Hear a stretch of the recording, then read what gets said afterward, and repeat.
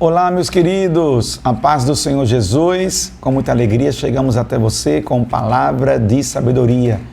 Obrigado mais uma vez porque você está com a gente. Sempre um prazer.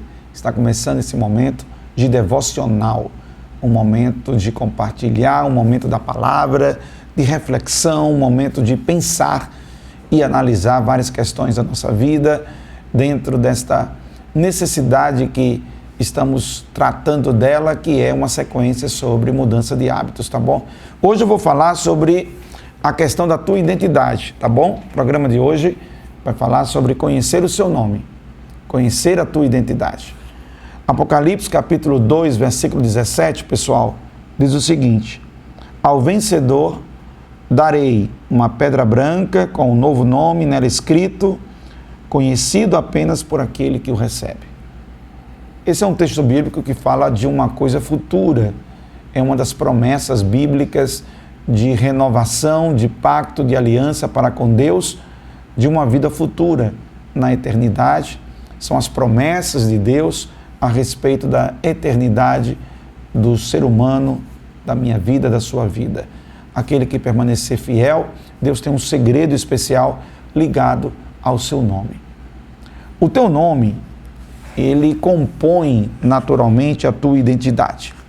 A nossa identidade, ela tem uma ligação muito direta com aquilo que nos torna conhecidos, aquilo que nos torna testemunhado diante das pessoas, o que as pessoas conseguem ler, perceber através das nossas atitudes e comportamentos. Então, o teu nome, não necessariamente aquele nome que você recebeu quando nasceu, que está lá na tua certidão de nascimento, mas o teu nome está sempre associado a algum tipo de adjetivo, ou até mesmo, em alguns casos, até um substantivo, quando você passa a ser aquilo que está lhe definindo o que você é.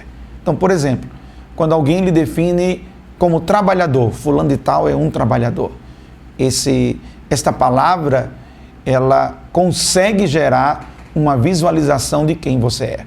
Ah, fulano de tal é muito dedicado, é uma pessoa fiel. Ah, aquela pessoa ali é desonesta. Ah, aquela pessoa ali não é confiável. Ou o contrário, é muito confiável. Essas nomenclaturas adicionais ou substitutivas que muitas vezes se incorporam dentro da nossa identificação pessoal, está muito ligado a essa leitura que as pessoas fazem sobre você. E a pergunta que eu quero fazer é exatamente quem é você? A sua maneira de perceber quem você é. Como você se enxerga? Como você se vê? Quem é você? Quais são as fontes que alimentam esta tua identidade? De onde você extrai esse conceito para a sua vida? De que maneira, ao longo do tempo, você vai construindo isso com sua história, com suas experiências, com suas crenças? Na verdade, nós somos multifacetados. Nós temos vários componentes que fazem parte deste mosaico que é a tua vida. Lembra quando nós temos um quebra-cabeça que tem várias peças, né? E aí você tem aquela construção daquela paisagem, daquela fotografia, daquela imagem, daquele quebra-cabeça. Para compor aquela imagem, existem várias pecinhas, várias partezinhas, que quando elas se juntam, elas se encaixam, elas formam uma imagem e transmitem uma mensagem. Assim somos nós. Nós temos várias identidades que compõem a nossa única identidade, se você entende o que eu estou querendo dizer. Né? Nós temos várias coisas e vários aspectos que acabam compondo a nossa identidade. A nossa identidade não é composta por um único fator. Nós temos raça, religião, gênero, espaço geográfico, partido político, estado civil. São tantas coisas que vão se agregando a esse mosaico, a esse quebra-cabeça que vai formando essa imagem de quem é você. Então você é uma somatória de múltiplas facetas que geram uma única mensagem, que é o adjetivo, que é a palavra que tanto te identifica, ok? fulano de tal é estudioso, fulano de tal é muito sábio, Beltrano é precipitado. Essas nomenclaturas são geradoras de identificações de cada um de nós. E aí eu continuo aqui. Como você é? Quem é você? Se você pudesse definir em uma palavra, qual seria essa palavra? Qual seria essa palavra? Se eu perguntasse assim de cara, fulano, quem é você? Eu que não te conheço. Vamos considerar assim, tá? Eu não te conheço. Vamos partir desse princípio. E aí eu chego e te pergunto, e aí, quem é você? Qual é a resposta que vem de lá para cá? Esta resposta, ela é confirmada por outras pessoas? Será que a maneira como você se identifica de fato é também a forma como as pessoas identificam você? Em muitas oportunidades, você pode tanto ter uma distorção do que você se autodefine, como também uma distorção do que as pessoas lhe definem. As pessoas podem te definir de uma maneira que não representa de fato quem você é. Ou também você pode se ver de uma forma que não seja de fato quem você é. Talvez até seja mais uma projeção do que você gostaria de ser. Mas por que eu estou falando nisso? Eu estou falando nisso porque esta identificação, ela é poderosa. Esta identificação, ela é fundamental. Porque ela vai construindo todo um arquetipo, toda uma estrutura, entendeu? De comportamentos ao teu redor. E você se movimenta em torno desse conceito da tua própria definição. E quando você passa por alguma insegurança no coração, alguma dúvida, inquietude, alguma coisa nesse naipe aí, nesse nível, você pode até ser influenciado pela leitura dos outros em algo que você não é. Por exemplo, muitas vezes a própria mídia, os próprios conceitos ideológicos da sociedade, a vibe do momento dentro da sociedade pode trazer definições que não representam quem você é de verdade.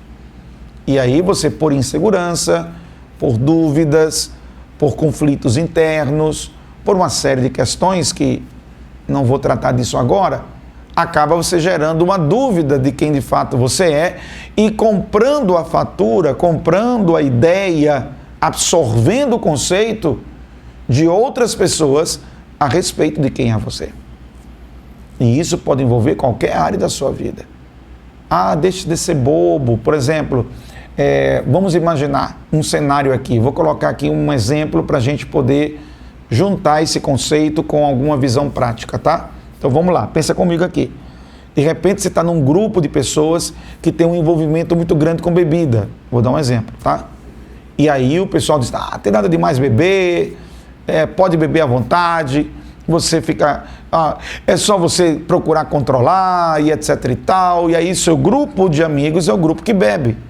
É o grupo que está tomando a cervejinha, é o grupo que está tomando um uísque ou qualquer outro tipo de bebida alcoólica que você, naquele grupo, passa a participar daquele momento até para poder fazer parte do grupo. Muitas vezes, algumas pessoas cedem a esses apelos e aos convites e às persuasões que são feitas dentro do processo de convivência. Aí lá está você. Então, de repente, você cresceu, desenvolveu a sua vida até determinado momento, acreditando ser importante manter a sobriedade, não ter envolvimento com bebida. De repente você teve um pai, uma mãe, um tio, um avô que teve envolvimento com bebida e você viu como era difícil aquela convivência, ora por descontroles, ora por excessos, ora por uma série de coisas que a bebida acabou trazendo para uma experiência ruim na tua vida. Aí você cresceu não envolvido com bebida. Você cresceu não envolvido com nada disso. Mas aí, a influência de outras pessoas, veja só, a tua identidade, ela estava sendo norteada por um viés de se abster da bebida. E daqui a pouco você começa a mudar. E absorve uma outra identidade. A identidade de que começou a beber socialmente, daqui a pouco, quando você menos se viu, estava viciado na bebida, estava viciado no álcool.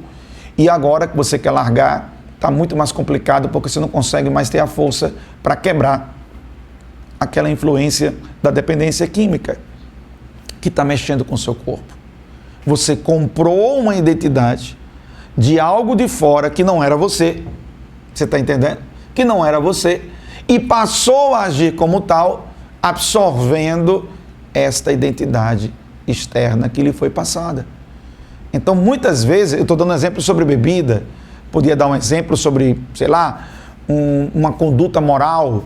Você sempre foi correto, sempre foi honesto, e de repente passou a receber uma influência de uma pretensa vantagem, propina, uma corrupção, e você viu ali um ganho fácil, mas você não era desonesto. Mas você não vivia em desonestidade. Então, de repente, você passou a fazer uma flexibilização do seu padrão moral. Você passou a fazer leituras, vamos dizer assim, relativas sobre a tua própria moralidade no que concernia a honestidade. E agora você se vê com uma identidade de alguém que se vendeu, que se corrompeu. Vocês estão entendendo o que eu estou querendo transmitir? A tua identidade, ela está muito ligada à maneira como você se vê, que você se entende, juntando aí a sua história, seu conhecimento, suas crenças, tudo isso faz uma composição dessa leitura. Mas também existe um quê de influência, não de determinismo, mas de influência, de outras leituras que em determinado momento poderão trazer modificações naquilo que você até então se percebia de tal maneira, de um jeito ou de outro. A construção da identidade, a maneira como você se identifica, ela pode ser fortalecedora ou ela pode ser altamente destrutiva conforme aquilo que você está estabelecendo para a sua vida. Então, pessoal, falando sobre essa identidade que todos nós temos, falando sobre esta forma como você se identifica, o cristão, por exemplo, deixa eu te dar esse exemplo aqui. O cristão, ele tem uma maneira muito peculiar de se identificar. Inclusive, nós normalmente nos definimos em Cristo. Em Cristo, eu sou esta identidade. A minha principal identidade é aquilo que eu sou em Cristo Jesus, porque se refere a toda a influência dos princípios bíblicos que fazem parte da minha vida, que são internalizados na minha vida. Inclusive, o apóstolo Paulo, ele cita nas suas cartas, umas 164 vezes, ele usa essa expressão, em Cristo. É muito interessante porque é uma maneira de a gente entender qual é a cosmovisão bíblica para a nossa existência. E eu considero que se você procura entender o que a Bíblia está transmitindo como palavra de fé, palavra de orientação, palavra de fundamentação para a sua existência, você consegue encontrar resposta para a razão por que você está aqui, né? Que é uma pergunta filosófica que mexe com todos nós. De onde eu vim, o que eu estou fazendo aqui, para onde eu vou. São as 3 grandes perguntas filosóficas. E eu creio que na Bíblia a gente encontra essa resposta. E esta construção desta nossa identidade em Cristo Jesus é altamente fortalecedora, mas altamente fortalecedora. Partindo do princípio da nossa fé, da nossa crença, que Deus nos criou à sua imagem e semelhança, nós partimos de um conceito em que o eixo da nossa existência é o próprio Deus. Então, se eu parto dessa premissa, se eu parto desta ideia de que a minha existência, ela vem do próprio Deus, eu não sou fruto simplesmente como a teoria, né, da evolução, que fala que nós seríamos, na teoria da evolução, nós seríamos a evolução dos primatas.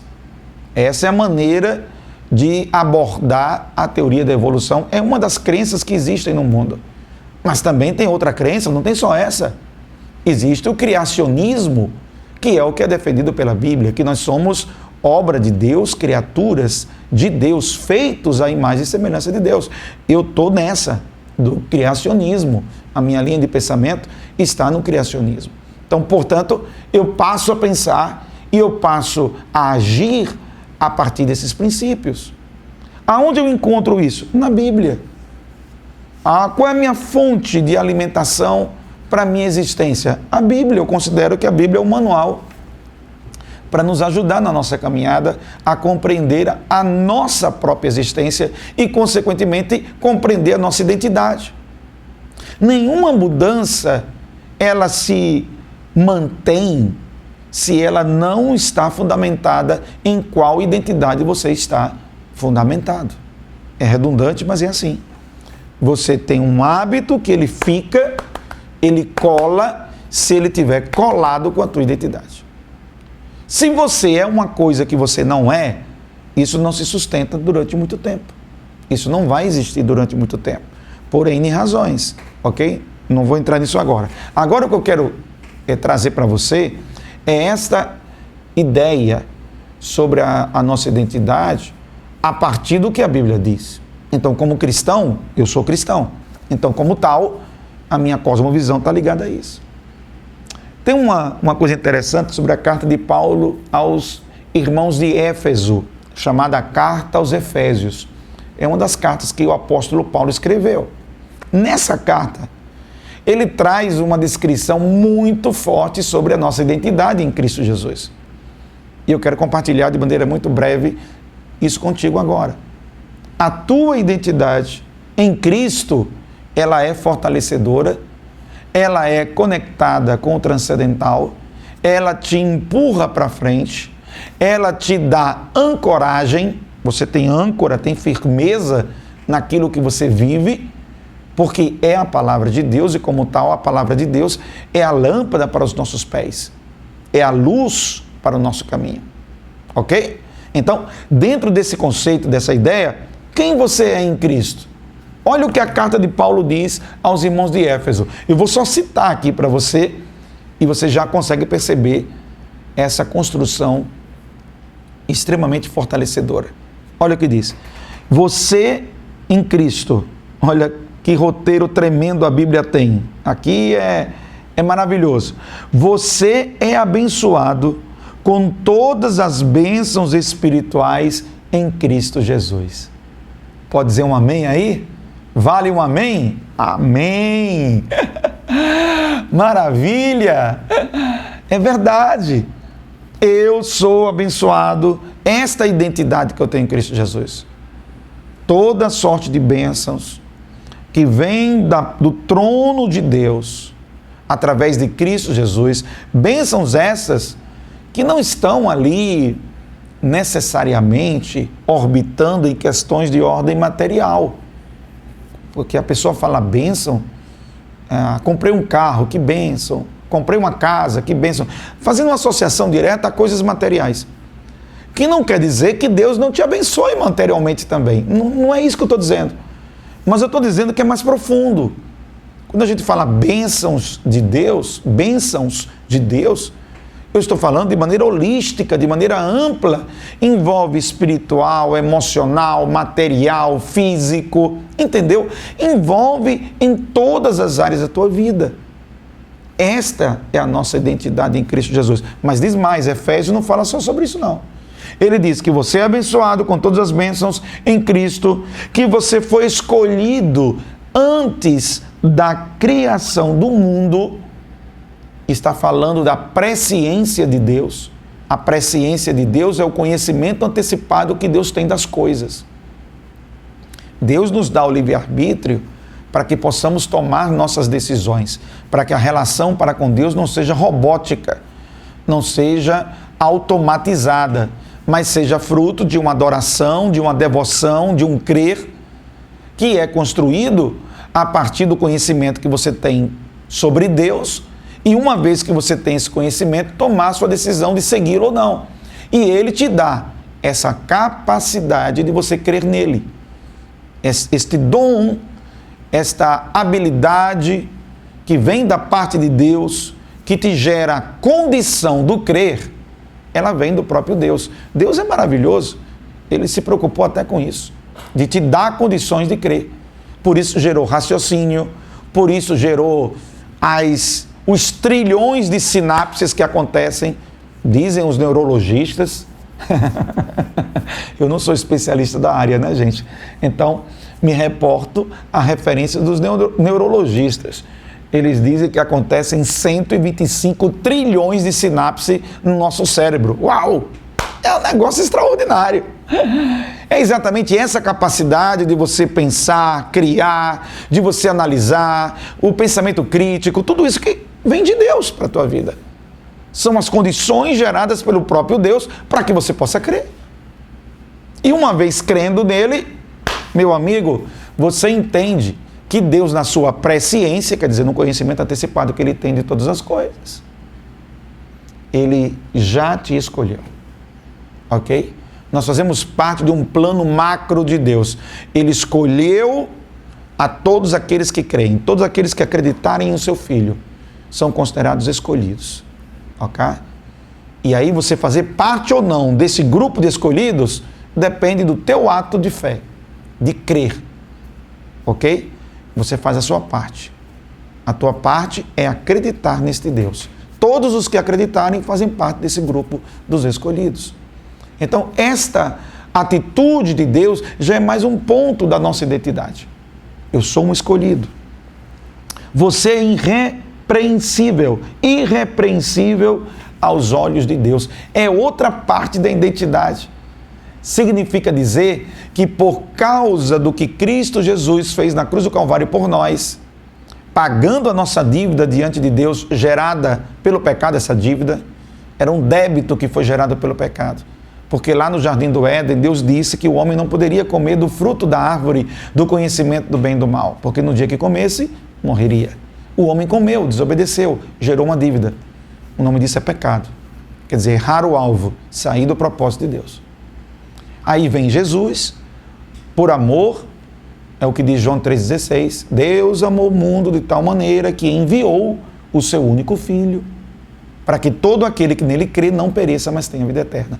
A partir do momento que você reconhece sua condição de pecador, reconhece o sacrifício de Jesus na cruz do Calvário por você, você se torna irrepreensível.